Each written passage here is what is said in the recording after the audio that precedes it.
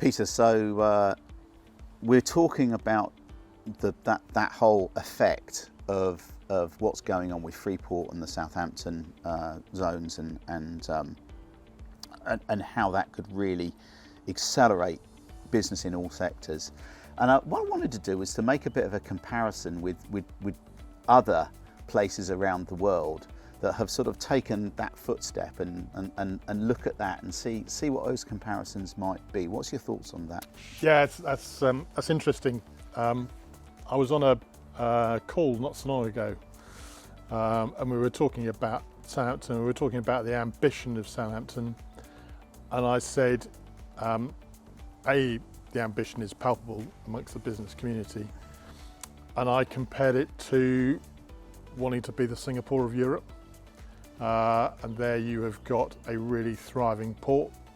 Okay, we haven't always got the weather that Singapore has got, and We might have in a minute. It's gonna rain soon. yeah.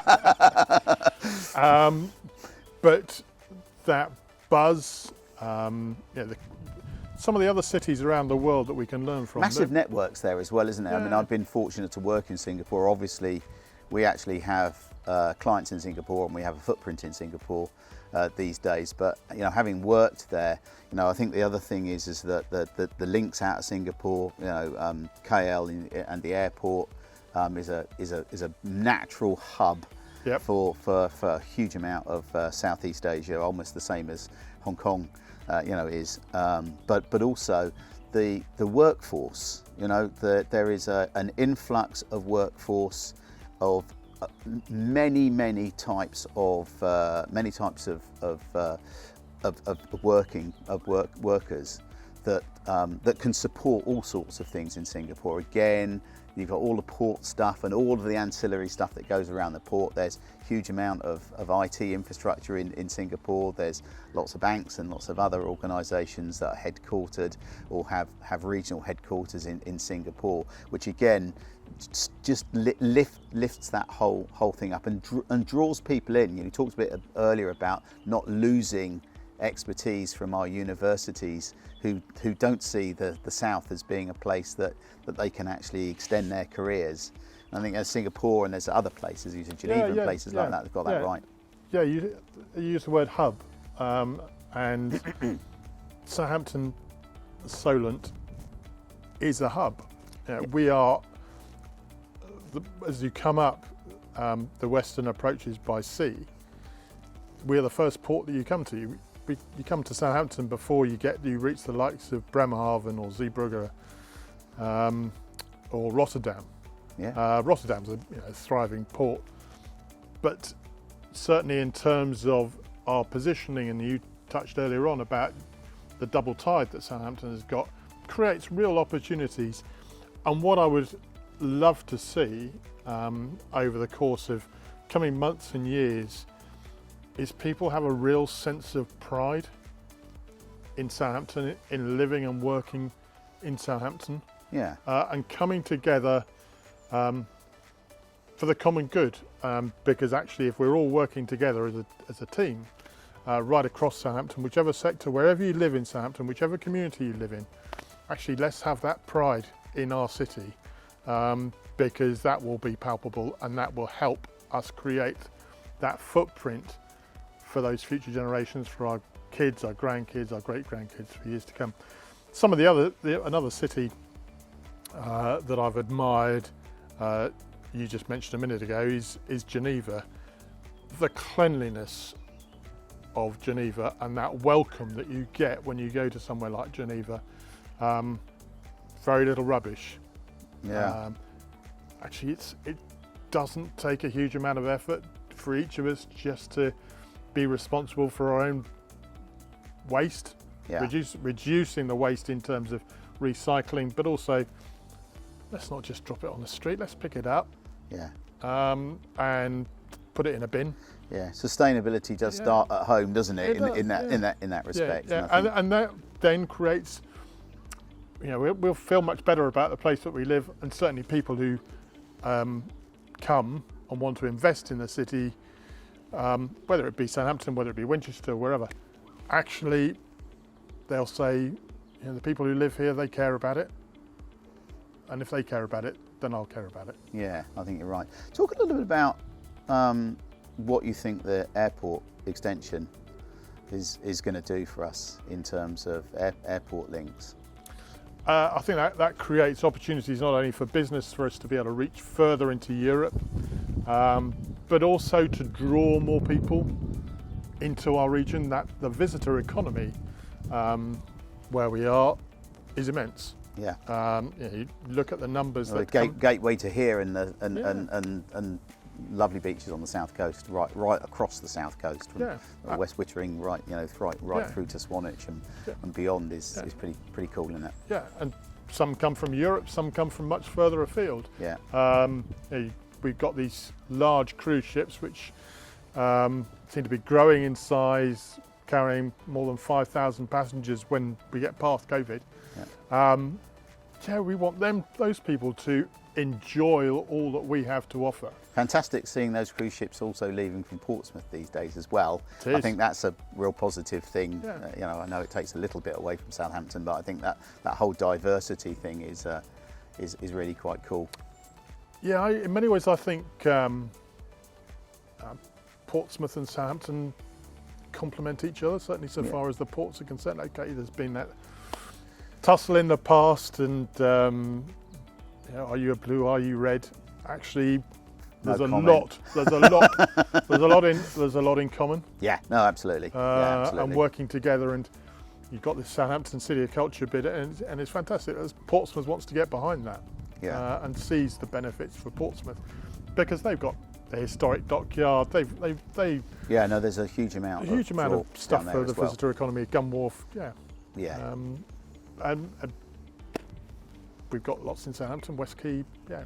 It's all good. I think there's a huge amount of investment has been placed to give people who want to live here lots of opportunity to go out and enjoy themselves. As I say, if they don't want to actually just walk out in something like that, there's great cinemas. Southampton has completely changed. The face of Southampton has changed.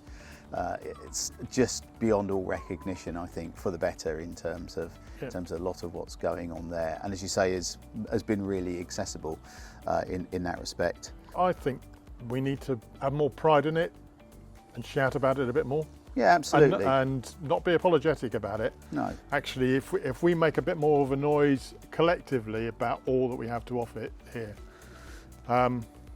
more people will hear about it, and they'll want to. Yeah, and we absolutely adore working out at Castle Marwood. It's just an idyllic location to have an office. Really quite close to Southampton, not a million miles away from the transport links. You do need a car or a push bike to get here, unfortunately, and there's no bus that stops outside the place. But everybody that comes here, everybody that works here goes, this is really a lovely place to come and visit, and it goes back to that well-being. The ability to come outside and have your lunch outside and do this, or sit out here and have a call, or doing what we're doing out here, I think is all part of that that opportunity to make sure that the people that are working for you in this particular area see it as a fantastic work-life balance.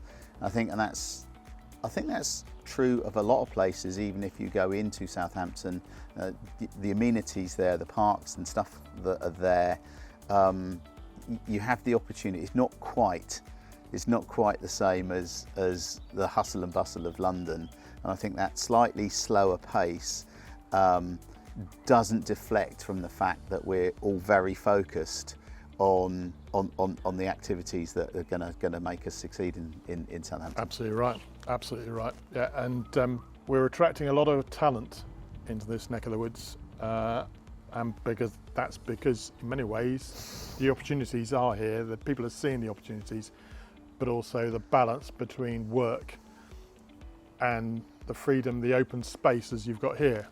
That we can share. What do you see in terms of the Chamber and associations with things like the university and stuff like that? Talk a wee bit about how they see that, making sure that we we keep the people that we're training in the south, and the opportunities, and to publicise and be overt with people about actually where those opportunities might be. So the role of the Chamber in Southampton is to be the voice of business in the city, and to help businesses connect and to help them grow.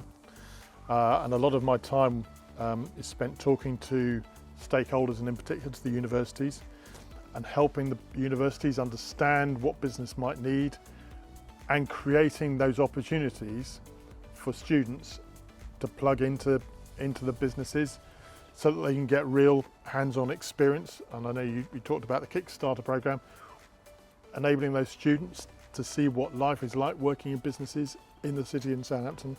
And there's also a project going on with the charities, the voluntary sector, the third sector in Southampton, and connecting those with businesses. Yeah. So actually the ecosystem within Southampton, whether it be the universities, businesses, third sector, whatever element of the business community stakeholder you're in, actually that level of connectivity and opportunity, shared opportunity, is really, really energising and inspiring, and that's what makes me stay here, and building for the future.